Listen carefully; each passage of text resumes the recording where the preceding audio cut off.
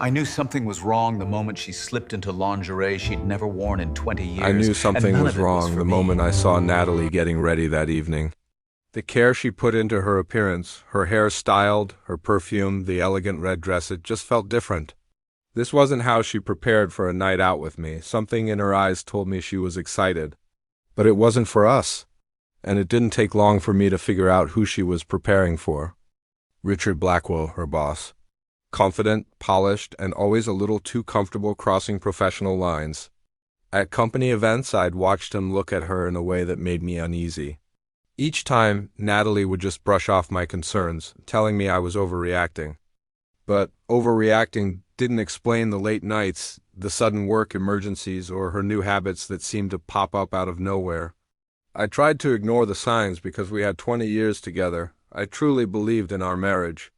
But eventually, the doubt became impossible to push away. In a moment of desperation, and I'll admit it, I set up cameras in our home. Not to hurt her, not to punish her, but because I just needed to know the truth. I told her I had a 2-day work trip coming up. She was unusually affectionate that night, almost emotional. For a fleeting moment, I wondered if I had imagined everything. But when I checked into the hotel and opened the live feed on my laptop, everything became crystal clear. Natalie walked into our bedroom, speaking softly on the phone. "He's gone," she said. "Yes, all night. When can you come over?" The room felt like it was tilting on its axis. When Richard arrived shortly afterward, they greeted each other with a familiarity and warmth that left no doubt. I listened as they spoke openly about feelings they had kept hidden from me for who knows how long. Hearing it confirmed every single fear I had tried to ignore. I didn't confront them then. I didn't call. I just watched, completely heartbroken, as their secret world unfolded in my home. Over the next 2 days, I collected the evidence I needed not to harm them, but to protect myself. When I returned home, Natalie acted as though nothing had happened. She asked about my trip, made dinner, and sat beside me on the couch like everything was perfectly normal. The ease of her lies hurt even more than the betrayal itself. For the next 2 weeks, I acted like I knew nothing. During that time, I saved messages, recordings, and documents. Everything I needed for a clean break. Finally, when she grew restless again, stepping outside for hushed phone calls, checking the time constantly, I told her I had another work trip.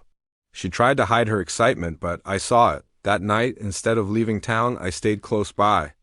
I returned home quietly and found them together again, exactly as before. But this time there was no shouting, no threats, no anger, just the truth. I told them both calmly that our marriage was over. I told Natalie I had evidence and that I expected a respectful, uncontested divorce. I told Richard the same thing, that I wanted no further involvement or drama. Then I turned and walked away. The next day I contacted an attorney.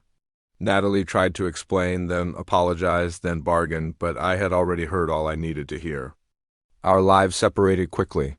She moved out, and her relationship with Richard collapsed almost immediately under the weight of what they'd done.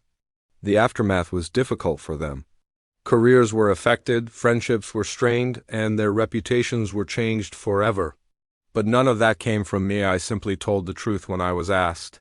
As for me, I focused on healing, on rebuilding, on learning to live without constantly questioning myself. Years later, Natalie and I crossed paths.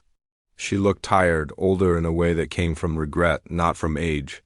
She apologized, and this time it was sincere. I told her I forgave her, not because the past had changed, but because forgiveness was the final step in helping me move forward. Some betrayals don't destroy the person who's betrayed. They destroy the people who created them. I survived it, and I built a new life that no longer needed bitterness to feel complete. Thanks for listening.